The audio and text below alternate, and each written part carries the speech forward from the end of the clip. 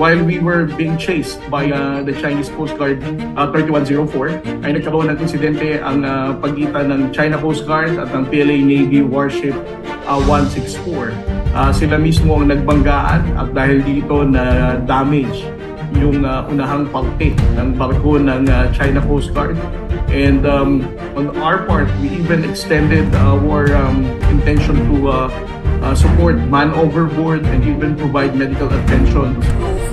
This is Philippine Coast Guard vessel VRP Vanessa Magbanwa, MRRV 9701. We have medical personnel on board. If we need any assistance, we are willing to provide assistance.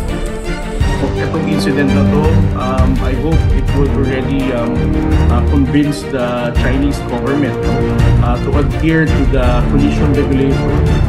Ilang beses na natin sinasabi ito na if we're going to carry out dangerous maneuvers at sea, eventually it will lead to a maritime incident or sea mishap.